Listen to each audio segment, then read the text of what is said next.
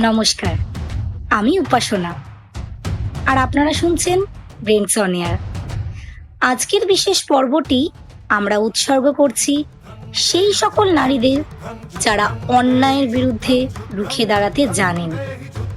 আজ আন্তর্জাতিক নারী দিবস, আর এই বিশেষ দিনে আমরা নিয়ে এসেছি এমন এক বিশেষ গল্প, যা শুধুমাত্র একটা গল্প নয়, বরং এক কঠোর বাস্তবতার প্রতিচ্ছবি।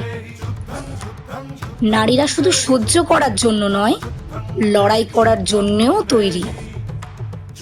আজকের গল্প এক সাহসী কলেজ পড়ুয়ার, যে এক ভয়ঙ্কর পরিস্থিতির শিকার হতে গিয়েও হার মানেনি। সে শুধু নিজেকে বাঁচায়নি, বরং সমাজের সামনে একটা দৃষ্টান্ত স্থাপন করেছে।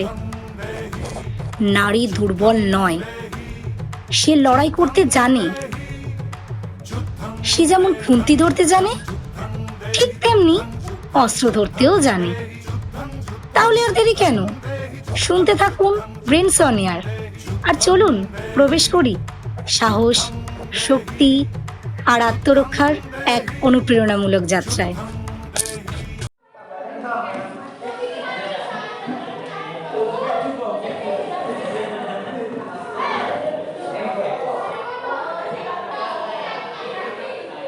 ঘড়িতে তখন সকাল 10টা বেজে 30 মিনিট।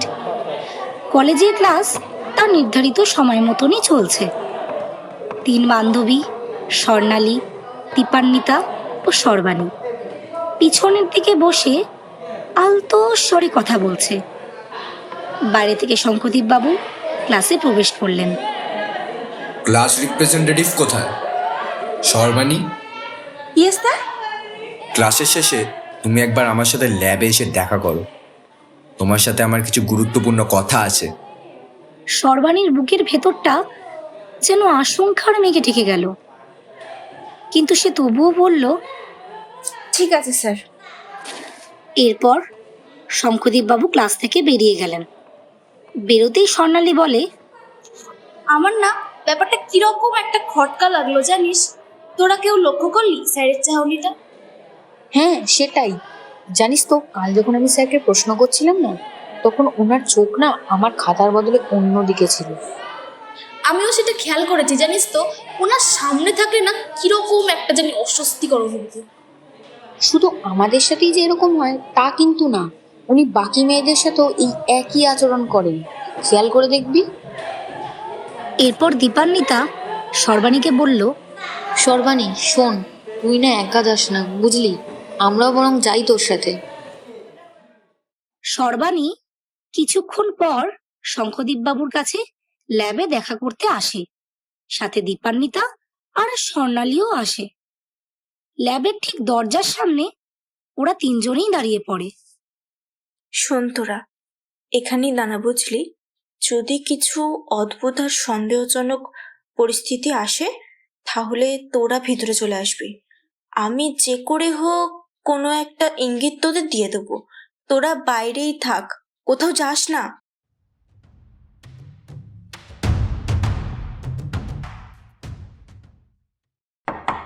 স্যার আসবো? হ্যাঁ এসো, দরজাটা ভালো করে বন্ধ করে দিও। সর্বাণী ল্যাবের ভিতরে প্রবেশ করে। ঢুকেই সে দেখল শঙ্খদীপ বাবু কম্পিউটারের সামনে হেলান দিয়ে বসে আছেন। কিন্তু আশ্চর্যের বিষয় একটাই, কম্পিউটারটা বন্ধ ছিল। এরপর সর্বাণী বলে, কেন স্যার, দরজা কেন বন্ধ করবো? এসি চলছে তো তাই। কম্পিউটারদের ঠান্ডা রাখতে হবে তো নাকি? তাছাড়া তোমার তো এটা জানার কথা, কম্পিউটার সায়েন্সের স্টুডেন্ট হয়ে এটুকু না জানলে হয়? এরপর সর্বাণী আর ভাষা খুঁজে পায় না। সে দরজাটা আটকানোর বদলে এমনিই ভেজিয়ে রাখলো। আজ দুপুর 2টো নাগাদ ল্যাবে ক্লাস হবে, সবাইকে সেটা জানিয়ে দিও তো। হ্যাঁ স্যার, আমি জানিয়ে দেব। তুমি কিন্তু অতি অবশ্যই উপস্থিত থাকবে। আমি চাই তুমি পিছনের দিকে না বসে একদম ফার্স্ট কম্পিউটারে বসবে। আমি তোমার পারফরমেন্স নিয়ে ব্যক্তিগতভাবে তোমার সাথে আলোচনা করতে চাই। সর্বাণীর কপালে তখন চিন্তার ভাঁজ পড়ে। সে কিছু বলার আগেই শঙ্করদীপ বাবু একটু সর্বাণীর সামনে এগিয়ে আসেন। তোমার মতো মেধাবী ছাত্রীরা যদি সিরিয়াসভাবে ক্লাস করে তাহলে শেখানোটা অনেক সহজ হয়ে যায়, তাই না? সর্বাণীর হাতের তালু তখন ঘামতে শুরু করে। সে বুঝতে পারে কিছু একটা হতে চলেছে। আজকে ল্যাব ক্লাসে সে মাথা নাড়িয়ে শঙ্খদীপ বাবুকে আশ্বাস দেয় যে সে শঙ্খদীপ বাবুর কথাটা সবাইকে জানিয়ে দেবে। এই বলে সে ল্যাব থেকে দ্রুত গতিতে প্রস্থান করে।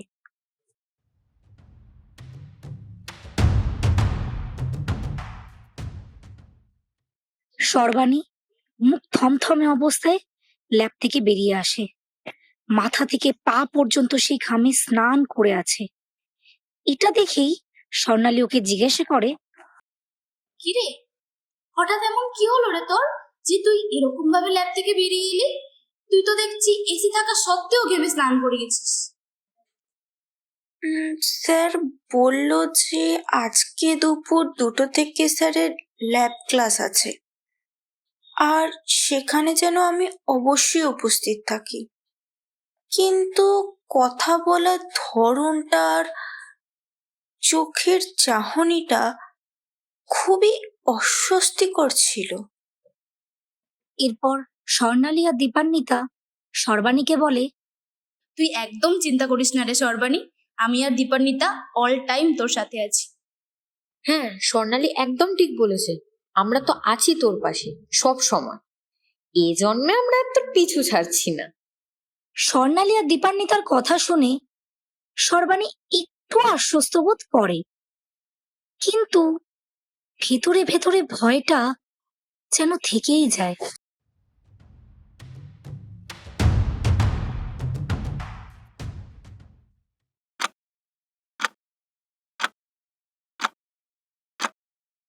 ঘড়িতে এবার দুপুর 1:55।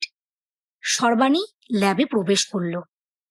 সেদিন ল্যাবটা প্রায় ফাঁকা। সেরকম ছাত্রছাত্রী না থাকায় সর্বাণী একটু ইতস্তত বোধ করছিল।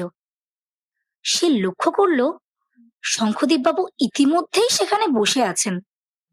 সর্বাণীকে দেখে শঙ্খদীপ বাবু বলে উঠলেন, তুমি ঠিক সময়তেই এসেছো, তবে আজ তেমন কেউ আসেনি, তাই ভাবছি আজকের ক্লাসটা কাল সকালবেলা নেব। তুমি সবাইকে জানিয়ে দিও। আচ্ছা, তুমি এসেছো যখন, তুমি একটু বসো।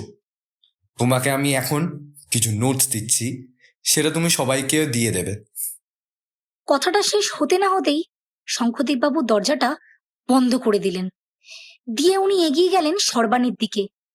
উনি সর্বাণীর হাতটা ধরেই এক টানে দেওয়ালে ঠেসিয়ে দিলেন সর্বাণীকে।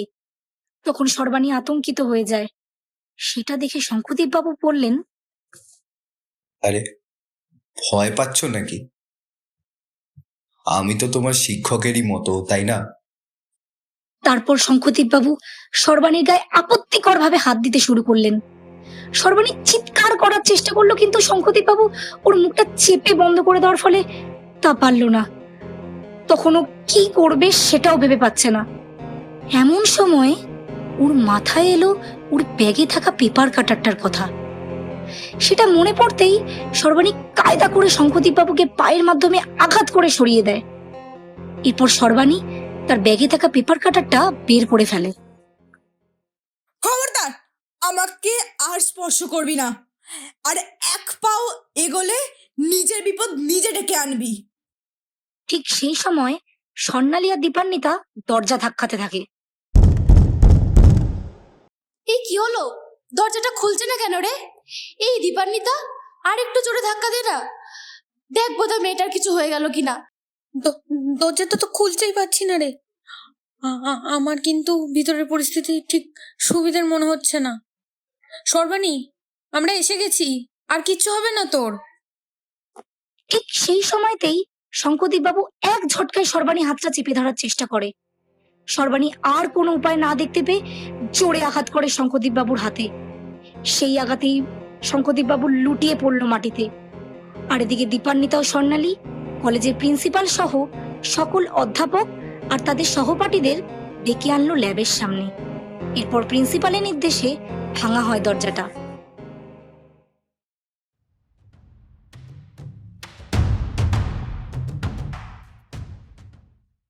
দরজাটা ভাঙতে না ভাঙতেই দেখা গেল সর্বাণীকে। এক রুদ্র রূপে মনে হচ্ছে যেন স্বয়ং মা চামুন্ডা আবির্ভূতা হয়েছেন সর্বাণীর অন্তরে। ওর একটি পা রয়েছে মাটিতে পড়ে থাকা শঙ্করদীপ বাবুর বুকের ওপরে। হাতে রক্তে লাল হওয়া সেই পেপার কাটারটা, আর শঙ্করদীপ বাবুর হাত দিয়ে গড়িয়ে পড়ছে রক্ত। এরপর দীপান্বিতা ও স্বর্ণালী ছুটে গেল সর্বাণীর দিকে। দুজনে মিলে ওকে একটু সরিয়ে নিল ওর ওই জায়গাটা থেকে। এরপর স্বর্ণালী বলে উঠল, তুই ঠিক আছিস তো সর্বাণী? তোর কিছু হয়নি তো? এ তোর কোন রূপের পরিচয় পাচ্ছি আমরা? সর্বাণী ওদের কথার কোনো উত্তর দিল না। অগ্নি জল চোখে শঙ্করদীপ বাবুর দিকে তাকিয়ে সে বলল, এইসব জানোয়ারদের জন্যই আজ আমরা সুরক্ষিত না। এইসব জানোয়ারদের জন্যই আজ আমরা স্বাধীন না। এইসব জানোয়ারদের জন্যই আজ আমাদের ধর্ষণের আর নির্যাতনের শিকার হতে হয়। আর এত সবের পরেও আমরা প্রাপ্য বিচারটুকু পাই না। তাই এইবার আমরাই হব মা ধর্ষভুজা। এইসব অসুরদের আমরাই বধ করতে হাতে অস্ত্র তুলব। আমরাই, নারীরাও পারে, আমরা কোনো অংশে পিছিয়ে নেই। সর্বাণীর মুখে এইসব কথা শুনে সবার গা হাত পা যেন শিউরে ওঠে। ওখানে উপস্থিত বাকি মেয়েরাও ঝাঁপিয়ে পড়ে শঙ্করদীপ বাবুকে গণপিটুনি দিতে। প্রিন্সিপাল স্যার এগিয়ে এসে সর্বাণীকে আশ্বাস দেন যে তিনি শঙ্করদীপ বাবুর যোগ্য শাস্তির ব্যবস্থা করবেন।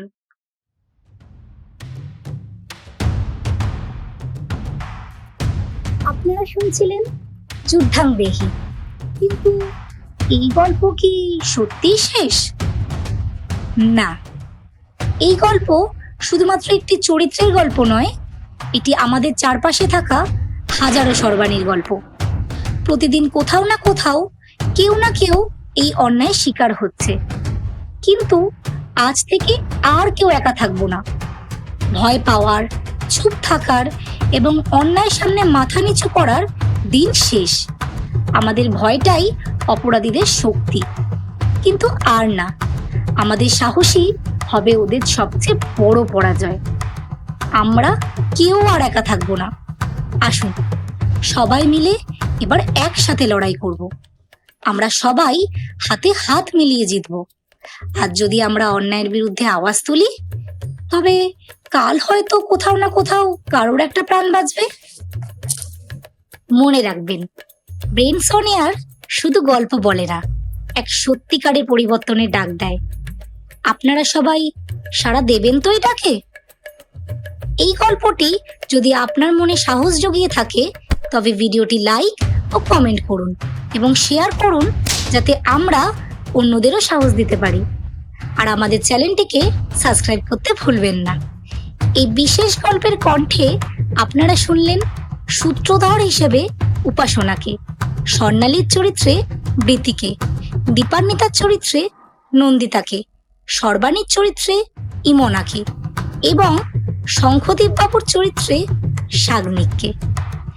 আজকের এই গল্পের এখানেই সমাপ্তি, কিন্তু এই লড়াই চলতেই থাকবে। আমরা আবারও ফিরে আসব নতুন কোনো গল্প নিয়ে, নতুন কোনো বার্তা নিয়ে। ততদিন অবধি শুনতে থাকুন ব্রেনস অন এয়ার, যেখানে শুরু হয় পরিবর্তনের এক নতুন আন্দোলন।